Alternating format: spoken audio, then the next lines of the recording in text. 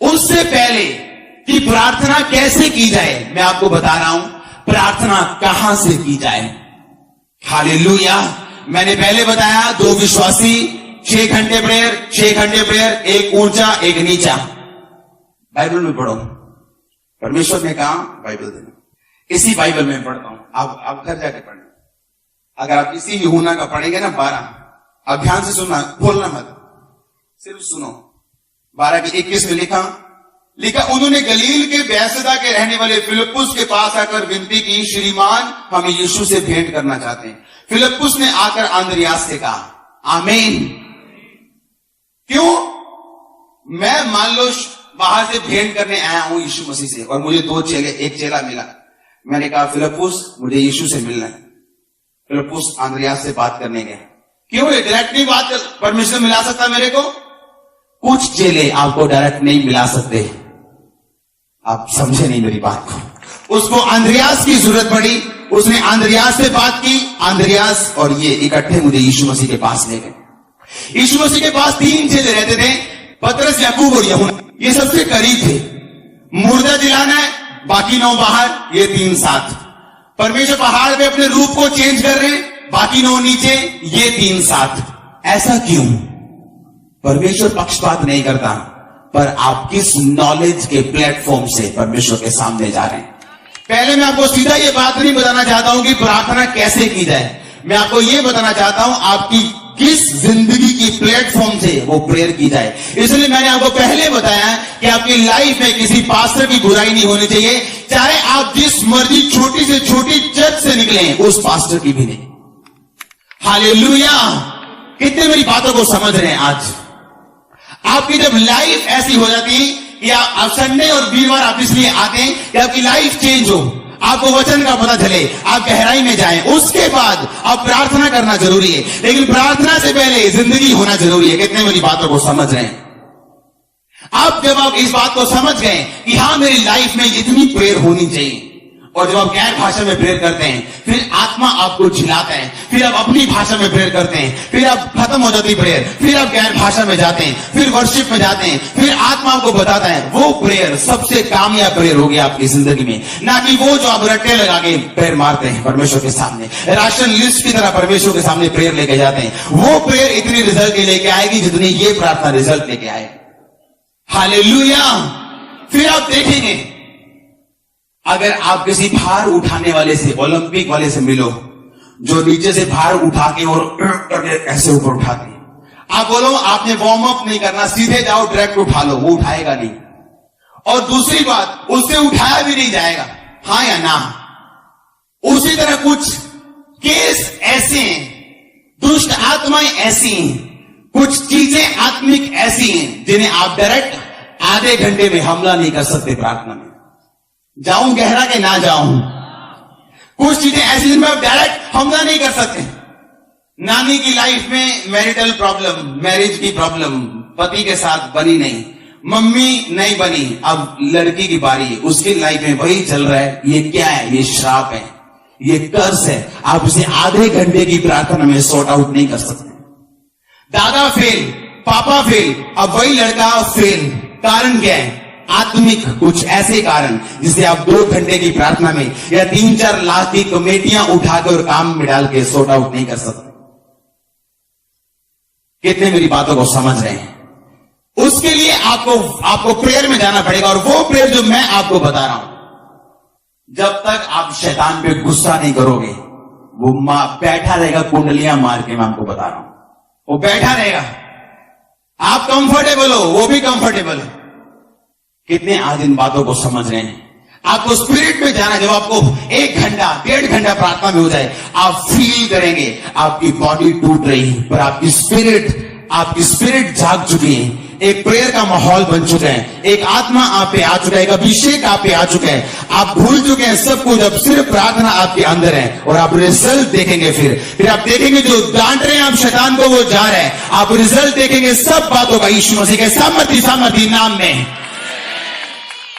आज प्रैक्टिकली समझ आ रहा है कि नहीं आ रहा कि प्रार्थना होनी चाहिए, पर उससे पहले आपकी जिंदगी भी सही होनी चाहिए। किस नॉलेज के प्लेटफॉर्म से आप ऑपरेट कर रहे हैं, ये मायने रखते हैं, ये मायने रखते हैं। आप चाहते हो ज्यादा मेहनत करके थोड़ा रिजल्ट लेना, तो कुछ भी करो, किसी के खिलाफ बोलो, कुछ भी खाओ, कुछ भी पियो, कहीं भी जाओ। लोग मनाते हैं हैलोवीन पार्टी, हैलोवीन बोलते हैं, क्या बोलते हैं, उसमें भूतों के जैसे शक्लें लगा के लोग डराते हैं, उसे मनाते हैं। एक्चुअली शैतान उनके अंदर ऐसी बातें डाल रहा है, अगर वो प्रेयर में बैठ जाएंगे तभी भी निकलेंगे नहीं वो, और बाद में बोलेंगे मेरे काका बड़ा शैतान है जी, पढ़ता नहीं, साड़ी कुड़ी देखो 14 साल की बिगड़ दी जाती है। आप खुद ही तो बोल रहे थे हैलोवीन पार्टी में उसको तमगा देके उसके दांत बना के, अब जो वैसा व्यवहार कर रही है, अब क्या प्रॉब्लम है आपको? खुद ही तो डाला है आपने उसको उसके बीच में। हालेलुया। अलग रहना है कि नहीं रहना है? रिजल्ट आप अलग लोग यीशु मसीह के सामर्थ्य नाम में है। ये फाइट में लाखों यहूदी एक तरफ, शद्रक मेशक अबेदनगो दानियल एक तरफ, लाखों की संख्या एक तरफ। जो राजा बोले वो करो, मूर्ति को दंडवत करने के लिए बोलता है कर दो, जहान है तो जहान है। शद्रक मेशक अबेदनगो और दानियल नहीं करते। रिजल्ट लेना है कि नहीं लेना है? वंश बदलने के नहीं बदलने हैं?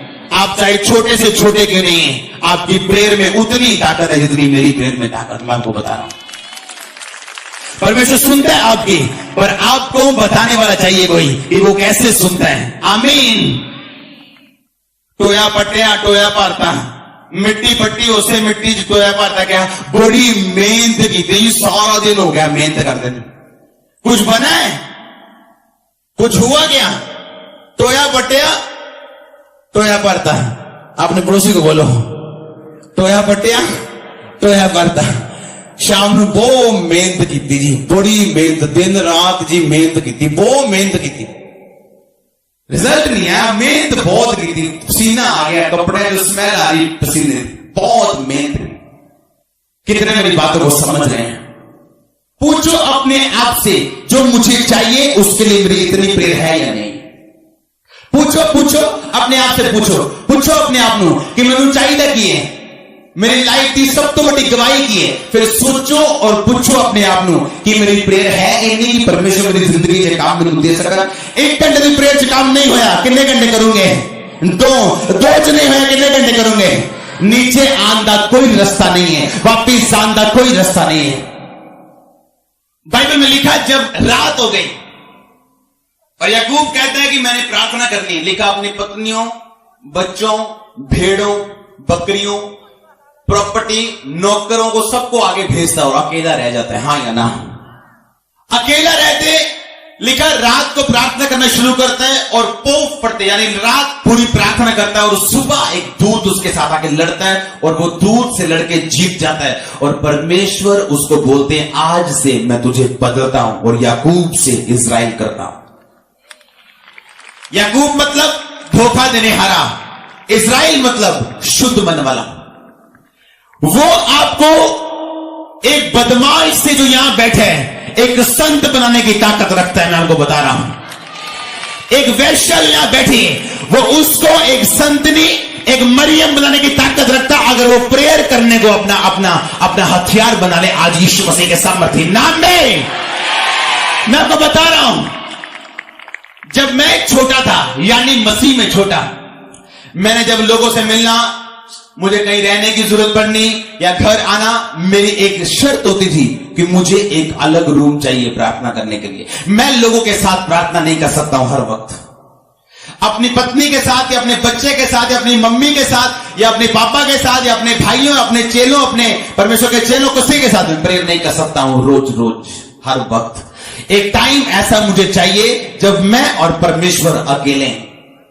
और जब मैंने क्या नोटिस किया, अभी भी नोटिस करता हूं मैं टीम में, लोगों में, कि कोई आके बोलता नहीं है कि मुझे ये रूम दे दो 3 घंटे के लिए, क्योंकि मैं परमेश्वर से कुछ बात करना चाहता हूं। आज लोग जब प्रेयर करने बैठते हैं, उनके बच्चे साथ में सोए हैं, की करिए जी, कर ले जी, न्याणे छोटे।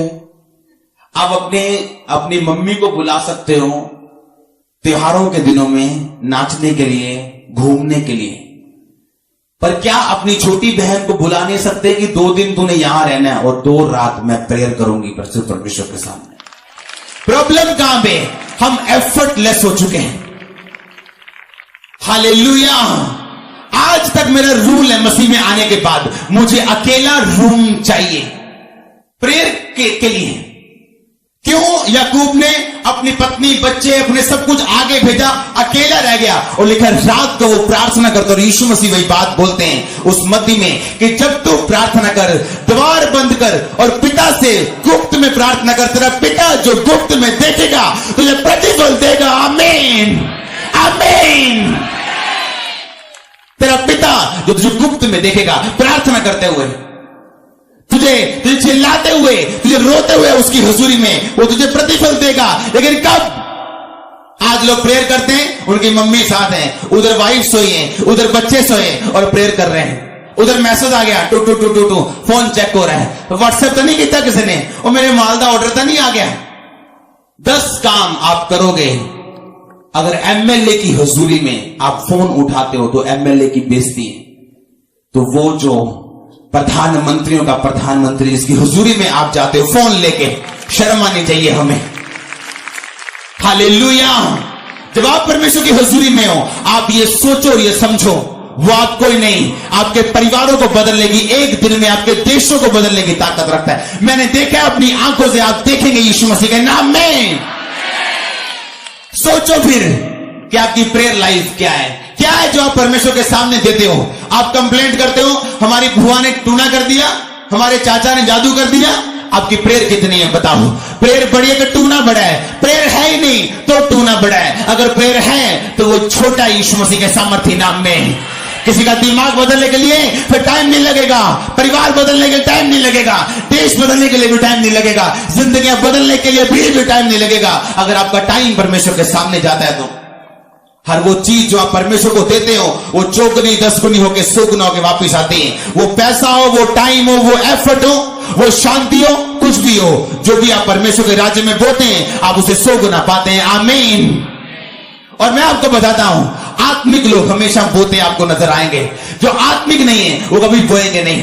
वो सोचेंगे चर्च को पैसे चाहिए, फलाने को पैसे चाहिए, लेकिन हम जानते किसे चाहिए? आपको, किसी को ना परमेश्वर को चाहिए। आपकी बरकत के लिए सारा कुछ किया जाता है परमेश्वर के डिवाइन अरेंज के द्वारा, उसके डिवाइन ईश्वरीय इंतजामों के द्वारा ये आप लोगों के लिए किया जाता है। आमीन। आपको ये बात समझनी। याकूब कहता है सब चले जाओ, सब चले जाओ, सब जाओ जाओ जाओ जाओ।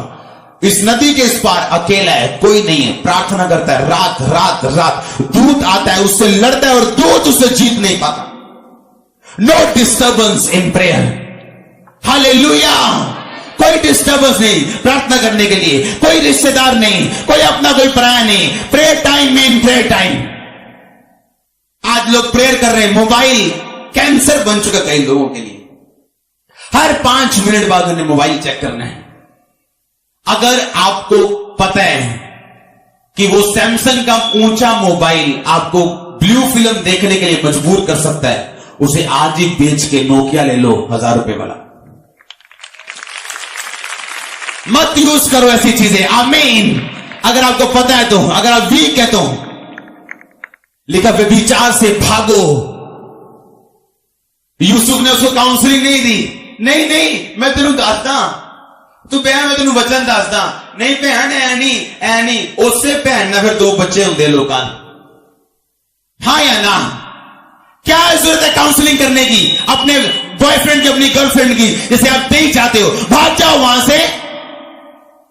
हालेलुया। क्या जरूरत है काउंसलिंग करने की उसकी? नहीं और बच जाए मस्जिद आ जाए। दुनिया बचाने वाली पड़ी है, 80% लोग इंडिया के बचाने वाले पड़े हैं।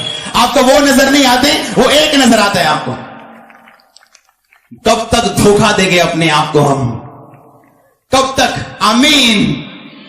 लिखा वो सबको आगे भेजता है, अकेला रहता है और प्रेयर्स करते हैं, प्रार्थना करता है रात रात रात। और लिखा दूत आता है उससे लड़ता है और जीत नहीं पाता। दूत ने कहा तू परमेश्वर से लड़ा और जीता। आप जीत सकते हो लड़के परमेश्वर से। वो लड़ाई वचन से होनी चाहिए, ना कि इमोशनल। कितने मेरी बात को समझ रहे हैं? परमेश्वर उससे जीत नहीं पाए, वो जीता। जीतने का मतलब वो प्रेयर्स में था, वो प्रार्थना में था। हिचकिया ने प्रेयर की, मैं मरना नहीं चाहता हूं, मैं ऊपर नहीं आ रहा हूं परमेश्वर। परमेश्वर ने कहा ठीक है, मैं 15 साल तेरी उम्र को बढ़ाता हूं। आप परमेश्वर को नहीं जानते हैं। जो उसको जानते हैं वो समझते मैं आपको क्या कह रहा हूं। हालेलुया। नाइट किसकी, कौन व्यक्ति ऐसा जो अकेला प्रेयर करता है और उसके आसपास और कोई नहीं। और आप क्या समझते हैं प्रार्थना करना आसान है? शैतान आपको आसानी से कमरे दे देगा, आपको इजाजत दे देगा प्रार्थना करने की? प्रेयर इस दुनिया की सबसे स्ट्रॉन्गेस्ट पावर है। यह परमाणु बम से भी बड़ा बम है, मैं आपको बता रहा हूं। आप समझे नहीं, आप समझे नहीं। मैंने कहा परमाणु बम से बड़ा बम है, अगर आप इसे इस्तेमाल करना जानते हैं तो। हालेलुया। पर कौन से प्लेटफॉर्म से? नॉलेज के प्लेटफॉर्म से, अज्ञानता के प्लेटफॉर्म से प्रार्थना रिजल्ट नहीं लेके आती। जब एक इंसान बोलता है, जब एक इंसान अलग रहते हैं, वो गलत नहीं बोलता, गलत देखता नहीं, और वो अपने हिसाब में रहते हैं, एक टाइम आता है जब उस प्लेटफॉर्म से वो प्रार्थना करना शुरू करते हैं, वो रिजल्ट लेके आते हैं। हालेलुया। जाऊं गहरे में या ना जाऊं? जा तो नहीं हो गया आपके लिए? कितने मेरी बातों को समझें? प्रेयर कैसे करनी चाहिए, प्रेयर किस ग्राउंड से करनी चाहिए, किस दिल से करनी चाहिए, और प्रेयर कैसे करनी चाहिए परमेश्वर के सामने। टाइम रखो अलग प्रार्थना करने का, टाइम रखो जब आप अलग अकेले हैं परमेश्वर के सामने।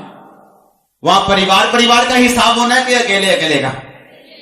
कलीसिया का हिसाब होना है, चलो उन खामरे दी आ जाओ कलीसिया, ऐसे हिसाब होना है कि अकेले नाम ले लेके अंकुर ये वो आ जाओ, एक एक करके हिसाब लेना परमेश्वर ने, और फिर बताना है कि हम वफादार हैं या नहीं। आमीन। नाम ले लेके उधर हिसाब होना है आपका और मेरा दोनों का। लेकिन याद रखो प्रेयर स्ट्रॉन्गेस्ट, इस दुनिया की सबसे बड़ी फोर्स जो है वो प्रेयर, सबसे बड़ी फोर्स।